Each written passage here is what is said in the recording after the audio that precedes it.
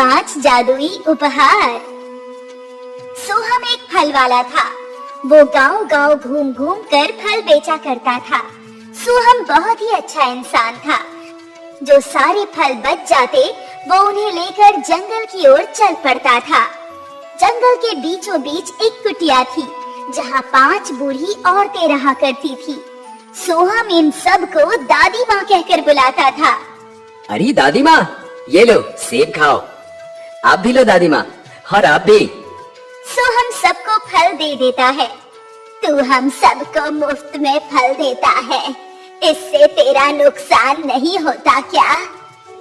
नहीं दादी माँ, मैं अपना मुनाफा फल बेचकर कमा लेता हूँ और ये जो बच जाते हैं मैं आप सभी के लिए ले आता हूँ। वैसे भी अगर ये फल मैं संभाल कर रखूं तो भी खराब ही हो जाएंगे। उससे अच्छा आप लोग इसे खाकर खुश रहिए। अच्छी बात है बेटा, तू बहुत अच्छा है और तेरी अच्छाई का फल आज तुझे मिलने वाला है। मैं समझा नहीं दादी माँ। तू घर जा, तुझे सब पता चल जाएगा। तेरे लिए बहुत बड़ी खुशखबरी है सोहम। अच्छा ऐसी बात है तो मैं तुरंत घर जाता हूँ। और बोलते ही सोहम दौड़ पड़ा। सोहम के घर लौटते ही उसकी पत्नी सुमित्रा शर्मा रही थी। क्या हुआ, कोई खुशखबरी है क्या? आपको कैसे पता? वो दादी माँ बोल रही थी, पर खुशखबर है क्या ये उन्होंने नहीं बताया। तुम ही बता दो। आप पिता बनने वाले हो। क्या? सोहम और सुमित्रा की शादी को 10 बरस बीत चुके थे, पर अब तक उनकी कोई औलाद नहीं हुई थी। आज इतने सालों बाद ये खबर सुनकर सुमित्रा और सोहम की खुशियों का कोई ठिकाना नहीं था। उस दिन से सोहम और भी ज्यादा खुश रहने लगा। वो बहुत उत्साहित था अपने बच्चे को लेकर। 9 महीने बाद जब उसकी बेटी पैदा हुई तो वो उसे लेकर निकल पड़ा जंगल की ओर, बूढ़ी दादी माओ का आशीर्वाद दिलाने के लिए। बूढ़ी दादी माए बच्ची को देखकर बहुत खुश हुई। बहुत सुंदर है, हाँ, और साहसी भी। आपको कैसे पता चला कि ये साहसी है? तजुर्बे से। हमने अपने बाल धूप में नहीं पकाए हैं सोहम।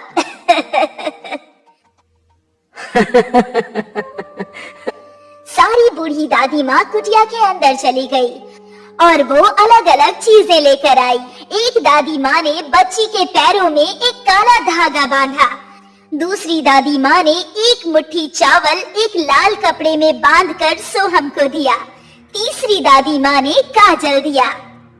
चौथी दादी माँ ने बच्ची के लिए एक लकड़ी का हाथी दिया और 5वीं दादी माँ ने एक छोटी रजाई उपहार स्वरूप दे दी। अरे दादी माँ, इन सब की क्या जरूरत है? तेरी बेटी को इन्हीं चीजों की जरूरत पड़ेगी और ये सब हमारा आशीर्वाद है। कुछ देर तक दादी माँ बच्ची के साथ खूब खेल रही थी और फिर सोहम बच्ची को वापस घर ले गया। बेटी के जन्म के बाद सोहम और सुमित्रा बहुत खुश थे। नन्ही रश्मि की किलकारियां घर में गूंजती ही रहती थी।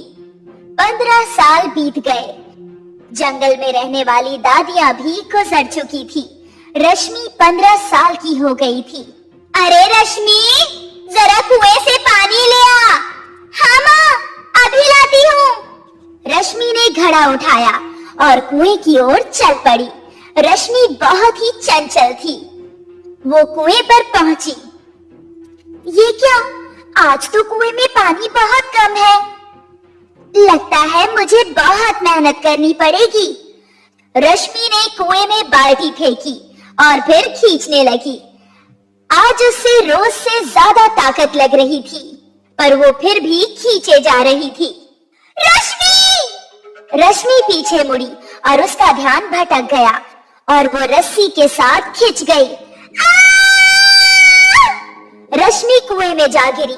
15 साल की रश्मि को तैरना नहीं आता था। वो छटपटाने लगी। अरे कोई मदद करो! कुएं में बच्ची गिर गई, बचाओ उसे!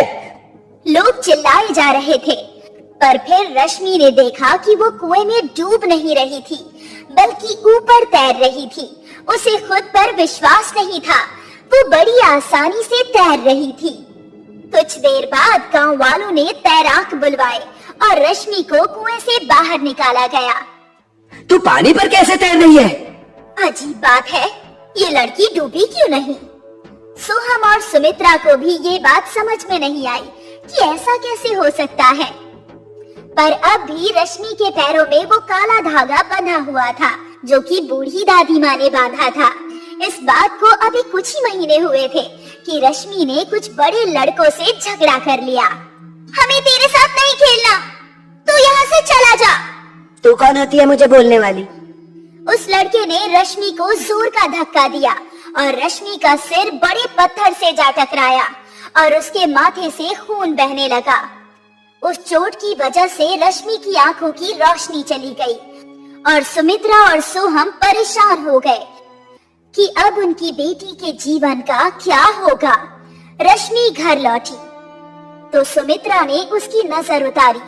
अरे रे रे रे, मैं तो काजल लाना ही भूल गई। तभी सुमित्रा को दादी माँ का दिया हुआ काजल याद आया। वो अलमारी से काजल ले आई और उसने काजल का रश्मि को टीका लगाया और फिर उसकी आंखों में काजल लगाया।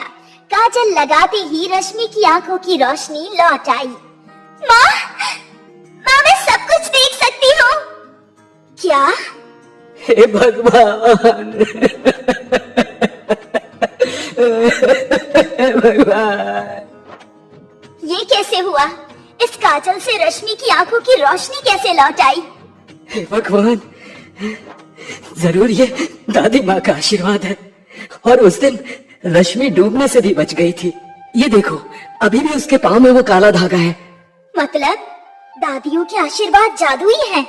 हाँ, धन्यवाद दादी माँ, आपने मेरी बच्ची की जिंदगी बचा ली। अब तीनों समझ चुके थे कि बूढ़ी दादियों ने बच्ची को जादुई आशीर्वाद दिए थे। पर गांव में ये बात फैल गई कि रश्मि जादूगरनी है और गांव वाले सोहम के घर के बाहर जमा हो गए। निकालो इन्हें, ये लोग इस गांव में नहीं रह सकते। ये लड़की जादूगरनी है, इन्हें इस गांव को छोड़कर जाना ही होगा। गांव वालों का आक्रोश देखकर सोहम को पूरे परिवार के साथ गांव को छोड़ना पड़ा। सोहम अपनी पत्नी और बेटी को लेकर यहाँ वहाँ भटक रहा था, पर दूसरे गांव वाले भी उन्हें भगा रहे थे। कई दिन बीत गए, वो जंगल पहुँचे। अब उनके पास खाने को कुछ नहीं था। पिताजी, ऐसे हम कैसे जिंदा रहेंगे? ऐसे तो हम भूख से मर जाएंगे। तभी सोहम को कुछ याद आया। सुमित्रा, वो चावल की पोटली कहाँ है? है मेरे पास। सुमित्रा ने वो चावल की पोटली निकाली और रश्मि के हाथ में दे दिए। ये तेरा तीसरा उपहार है बेटा। जैसे ही रश्मि ने वो पोटली खोली, उसमें से कुछ दाने जमीन पर गिर गए और जंगल में जहाँ तक नजर जाए धान की फसल उग गई। ये करिश्मा देखकर तीनों हैरान थे। धन्यवाद दादी माँ। सुमित्रा ने जंगल में ही खाना पकाया और तीनों ने पेट भर के खाना खाया और वहीं आराम करने की सोची। रश्मि अपने बचे हुए 2 उपहार देख रही थी। उसे पता नहीं था कि उन दोनों उपहार में क्या जादू है कि तभी उन्हें एक शेर की दहाड़ सुनाई दी और तीनों डर गए। शेर! वो शेर रश्मि के सामने आया और उसकी ओर बढ़ ही रहा था कि रश्मि ने वो लकड़ी का हाथी शेर की ओर फेंका और वो हाथी असली के हाथी में बदल गया। हाथी को देखकर शेर वहां से भाग गया। सोहम ने रश्मि और सुमित्रा को गले लगा लिया। पिताजी, अब बस एक ही उपहार बाकी है। हाँ, छोटी रजाई, पर इससे क्या होगा? देखते हैं। रश्मि ने वो छोटी रजाई उठाई और एक बड़ी खुली जगह पर उसे फेंक दिया। वो रजाई अपने आप आकार में बढ़ने लगी और देखते ही देखते वो छोटी सी रजाई एक बड़ी सी हवेली में बदल गई। हे भगवान! दादी माओ के उपहार ने तो हमारी जिंदगी संवार दी।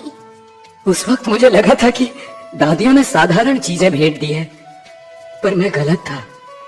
दादियों ने तो हमें जीवन दान दिया है।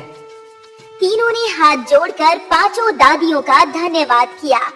5 जादुई उपहारों की वजह से आज रश्मि और उसके परिवार ने जीवन के दुखों को पार कर लिया और उनके जीवन में कुछ भी अनहोनी नहीं हुई। और इसी तरह दादी माओ के 5 जादुई उपहारों की वजह से रश्मि और उसके परिवार की खुशियां लौट आई। बहुत समय पहले सोनपुर गांव में गोपाल नाम का एक आदमी रहता था। उसका एक सौतेला भाई था जिसका नाम सुरेश था। सुरेश बहुत ही कुटिल और चतुर इंसान था। वो अपने सौतेले भाई गोपाल के साथ बहुत बुरा व्यवहार करता था और पिता के गुजर जाने के बाद उसने उसे बंजर जमीन दे दी। अरे भाई, ये तुम क्या कह रहे हो? मैं उस बंजर जमीन पर कैसे फसल उगाऊंगा? तुम्हें तो पता ही है कि उस जमीन पर कुछ नहीं होता है। हाँ, मुझे सब कुछ पता है, पर तुम्हें उसी बंजर जमीन पर फसल उगानी होगी, क्योंकि पिताजी ने तुम्हारे लिए वही जमीन छोड़ी है। नहीं नहीं, मुझे यकीन नहीं होता है। वो मेरे साथ ऐसा नहीं कर सकते हैं। आखिर मैं उनका बेटा था। हाँ, वो तो पता है, तुम उनके बेटे थे, पर सौतेले। और कोई सौतेले के लिए इतना कैसे कर सकता है? वो तो मेरे पिता का बड़ा दिल था, इस वजह से उन्होंने तुझे बंजर जमीन दे दी, वरना मैं तो वो भी तुझे ना देता। अब चल जा, उसी पर खेती करना। हे भगवान, अब मैं क्या करूंगा? मुझे तो कुछ समझ में नहीं आ रहा है। पता नहीं आप मेरी कैसी परीक्षा ले रहे हैं। और फिर गोपाल घर के अंदर आ गया। तभी उसकी पत्नी मीना ने कहा, अरे आप चिंता मत कीजिए, सब कुछ ठीक हो जाएगा। मैंने आपकी सारी बातें सुन ली हैं। हम उसी जमीन पर फसल करेंगे तो सब कुछ ठीक हो जाएगा। अरे पर उस जमीन पर अभी तक कुछ नहीं हुआ, तो अब कैसे होगा? कैसे उस पर खेती की जा सकती है? तुम्हें तो पता ही है कि बड़े भाई ने मेरे साथ चालाकी की है। हाँ, मुझे पता है, पर आप धैर्य से काम लीजिए। अगर भगवान ने चाहा तो हम उसी पर खेती करेंगे। अगले दिन वो दोनों उसी जगह पर पहुंच गए। वहां पर जाने के बाद उन्होंने देखा कि वो जगह काफी बंजर थी, जिस वजह से उन्हें काफी मेहनत करनी पड़ रही थी। वो दोनों उस जमीन को सही करने में लग गए। अरे, मेरी तो कमर ही टूट गई है, पर ये जमीन है कि सही होने का नाम ही नहीं ले रही है। हाँ, आप बिल्कुल ठीक कह रहे हैं, पर हमें इतनी जल्दी हार नहीं मानना चाहिए। अब बस थोड़ा ही समय है जिससे हमारी जमीन सही हो जाएगी। हाँ, क्या तो तुम बिल्कुल ठीक रही हो। क्या हुआ? आप इतना हंस क्यों रहे हैं? अरे पहले तुम अपना चेहरा तो देखो, तुम्हारे चेहरे पर बहुत ज्यादा मिट्टी लगी हुई है। पहले तुम उसे साफ कर लो, फिर हम इसे ठीक करेंगे। अरे, आप मेरे चेहरे की चिंता मत कीजिए। अगर एक बार जमीन ठीक हो गई तो मेरा चेहरा और मैं, हम दोनों ठीक हो जाएंगे। इसके बाद उन्होंने उस जमीन को सही करके फसल की। धीरे धीरे समय के साथ उनकी फसल बहुत ही अच्छी हुई और कुछ दिनों के बाद जब सुरेश अपने खेतों पर घूमने गया, अरे वाह, मेरी खेती तो बहुत ही अच्छी हुई है। चलो उस गोपाल की खेती देखता हूँ। वैसे भी वो उस जमीन पर कुछ भी नहीं कर पाया होगा। और ये सोचकर वो जैसे ही गोपाल के खेतों की तरफ गया, अरे ये मैं क्या देख रहा हूँ? इसकी फसल तो बहुत अच्छी है, ये कैसे हो गया? मुझे तो यकीन ही नहीं हो रहा है कि इसकी फसल इतनी अच्छी हो सकती है। इसके बाद वो घर पर आ गया। समय तेजी से गुजर रहा था।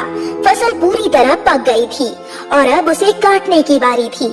एक दिन गोपाल चारपाई पर परेशान बैठा था। तभी वहाँ पर मीना आई और गोपाल को परेशान देखकर उसने कहा, अरे आप परेशान हो रहे हैं, हम लोग जल्दी ही फसल काट लेंगे।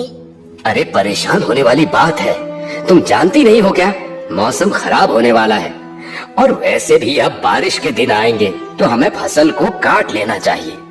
अरे आप चिंता मत कीजिए, हम लोग कल सुबह ही फसल काटने चलेंगे। अगले दिन गोपाल उठा तो उसने देखा कि मीना अभी तक लेटी हुई थी। वो उसके पास गया तो उसकी तबीयत खराब थी। तो इस पर गोपाल ने उससे कहा, अरे मीना, तुम घर पर ही रहो, मैं जल्दी से फसल काट कर आ जाता हूँ। वैसे भी थोड़ी ही फसल है, तुम परेशान मत हो। ठीक है, आप जाइए, मैं आपका इंतजार करूंगी। जल्दी आ जाइएगा क्योंकि बारिश होने वाली है। और इसके बाद गोपाल फसल काटने के लिए चला गया, पर जैसे ही वो खेतों पर पहुंचा तो बहुत तेज बारिश होने लगी। अरे रे, ये क्या हो गया? मेरी तो सारी फसल ही बेकार हो गई। अब मैं क्या करूं? और ये कहकर वो पेड़ के पास खड़ा हो गया। तभी अचानक वहाँ की जमीन धंसने लगी और वो जमीन के अंदर चला गया। अरे, ये मैं कहाँ आ गया? ये तो मैं जमीन के अंदर आ गया। अरे बाप रे, यहाँ पर तो कितना बड़ा सांप है। मर गया रे। हाय राम, मुझे कोई बचा लो। यहाँ पर तो बहुत बड़ा सांप है। अरे राम राम, कोई तो मुझे बचा लो इससे। अरे तुम्हें डरने की जरूरत नहीं है, मैं तुम्हें कुछ भी नहीं करूँगा। वैसे तुम यहाँ पर करने क्या आए थे? अरे मैं अपनी फसल को काटने के लिए आया था, पर तभी अचानक बारिश शुरू हो गई। हाय राम, मेरी तो सारी खेती खराब हो गई। बड़े मुश्किल से मैंने खेती की थी। एक तो पहले से ही मेरे भाई ने मेरे साथ चालाकी की, और अब ऊपर से भगवान ने भी मेरे साथ ये गड़बड़ कर दी। हाँ हाँ हाँ हाँ, मेरी तो किस्मत ही खराब है। अरे तुम शांत हो जाओ, रो मत। देखो, मैं तुम्हारा पुराना ठीक तो नहीं कर सकता हूँ, पर मैं तुम्हारा आगे का भविष्य सुधार सकता हूँ। वो कैसे? आप ये कैसे कर सकते हैं? ये लो, ये नागमणि है। इसकी मदद से तुम कुछ भी कर सकते हो। नागमणि? ये तो बहुत ही चमकदार है। हाँ, तुमने एकदम ठीक समझा। ये बहुत ही शक्तिशाली होती है और इसकी मदद से तुम कुछ भी कर सकते हो। इससे तुम जो कुछ भी मांगोगे वो तुम्हें मिल जाएगा। नहीं नहीं, मुझे नागमणि नहीं चाहिए, क्योंकि ये आपकी अमानत है। यदि मैं इसे ले लूंगा तो मैं लालची हो जाऊंगा। आप इसके बदले मुझे कुछ धन दे दीजिए। क्या? ये तुम क्या कह रहे हो? तुम इसे नहीं लेना चाहते हो? लोग तो इसके पीछे पागल होते हैं और तुम इसी को ठुकरा रहे हो। अरे नहीं, मैं तो सरल स्वभाव का इंसान हूँ। मैं इन चीजों का क्या करूँगा? आप बस मुझे थोड़ा सा धन दे दीजिए, मेरा उसी से गुजारा हो जाएगा। ठीक है, तो तुम खुद ही इस नागमणि से कह दो, यही तुम्हें धन दे देगी। इसके बाद जैसे ही गोपाल ने उससे कहा तो उसने गोपाल को एक कलश भर के धन दे दिया। और इसके बाद गोपाल घर आ गया, पर गोपाल को कलश ले जाता हुआ सुरेश ने देख लिया और वो भी उसके घर की तरफ चला आया। गोपाल के हाथ में धन का कलश देखकर मीना ने उससे कहा, ये कलश, ये आपको कहाँ से मिल गया? कहाँ से ले आए हैं आप इसे? क्या आप इसे कहीं से चुरा कर लाए हैं? अरे नहीं नहीं पगली, ये तो क्या कह रही है? तुझे पता है, आज मुझे नागराज मिले थे। उन्होंने ही मुझे ये कलश दिया है। क्या आप सच कह रहे हैं? क्या आपको नागराज मिले थे और उन्होंने ही आपको ये कलश दिया है? मुझे तो विश्वास ही नहीं हो रहा। अरे पगली, वो तो मुझे नागमणि दे रहे थे, पर मैं नागमणि लेकर नहीं आया, क्योंकि वो उनकी अमानत थी। इसी वजह से मैंने उनसे ये धन का कलश मांग लिया। तभी पीछे से सुरेश ने उसको धक्का दे दिया और उसका गला पकड़कर कहा, क्या? नागमणि कहाँ है? कहाँ है नागमणि? मुझे बता दे, वरना मैं तुझे मार डालूंगा। मुझे नागमणि चाहिए। कहाँ है वो सांप? जल्दी बता दे। हाँ हाँ, मैं अभी आपको सब कुछ बताता हूँ भैया। मेरे खेतों के पास जो पेड़ है वही है। ठीक है, मैं अभी नागमणि लेकर आता हूँ। उससे मैं पैसे वाला हो जाऊंगा। मैं बहुत शक्तिशाली हो जाऊंगा। अब मैं अमीर हो जाऊंगा। मेरी है वो नागमणि। नागमणि। और ये कहकर सुरेश उसी तरफ चला गया। उसी पेड़ के पास पहुंचकर सुरेश को वही गड्ढा दिखा और उस गड्ढे को देखकर उसने कहा, अरे लगता है यही वो गड्ढा है जिसमें वो सांप रहता है। मुझे इसी के अंदर जाकर उस सांप से नागमणि को ले लेना चाहिए। जिससे मैं अमीर हो जाऊंगा। और ये कहकर वो उसी गड्ढे में कूद गया। अंदर नागराज बैठे हुए थे। नागराज को देखकर सुरेश पहले तो घबराया, लेकिन फिर एक डंडे की मदद से उन्हें भगाने लगा। हट हट, चल हट, चल मुझे जल्दी से नागमणि दे दे, वरना मैं तुझे मार डालूंगा। अच्छा बेटा, तू यहाँ पर नागमणि लेने आया है, पर तू नागमणि ले नहीं पाएगा। मैं कुछ भी कर सकता हूँ। जब मैं अपने भाई को उल्लू बना सकता हूँ, तो तू तो एक सांप है। मैं तुझसे भी नागमणि ले लूंगा। चल दे नागमणि, वरना मैं तुझे अभी मार डालूंगा। तू मुझे डराने आया है? लगता है कि तू पागल हो गया, इसलिए ऐसी बातें कर रहा है। नागमणि लेगा? रुक, अभी मैं तुझे नागमणि देता हूँ। तूने उस भोले भाले इंसान को बहुत परेशान किया है, और अब मैं तुझसे उसका बदला लूंगा। और ये कहकर नागराज ने अपनी पूंछ से सुरेश को जोर का झटका मारा, जिससे वो दूर जाकर गिरा। और फिर नागराज ने सुरेश को अपनी पूंछ में बंदी बनाकर एक बड़ी सी गुफा में डाल दिया और उससे कहा, अब तू यहीं पड़ा रह जिंदगी भर, और यहीं तुझे नागमणि मिल जाएगी। नहीं, मुझे छोड़ दो, मुझे जाने दो यहाँ से। मैं तेरा कचूमर बना दूंगा। एक बार मुझे जाने तो दे यहाँ से। अच्छा बेटा, तू मेरा कचूमर बनाएगा? लगता है अभी भी तेरा दिमाग सही नहीं हुआ है। रुक, अभी तेरा दिमाग सही करता हूँ। और ये कहकर नागराज उसके ऊपर ठंडा पानी डाल देते हैं, जिससे सुरेश ठंड के मारे कपकपाने लगता है और बेचारा सुरेश उसी गुफा के अंदर बंद हो जाता है। वहीं गोपाल और उसकी पत्नी बहुत खुश थे, क्योंकि उनका जीवन अब आराम से गुजर रहा था और वो अब रोजाना उस जगह पे आकर नागराज की पूजा करते थे।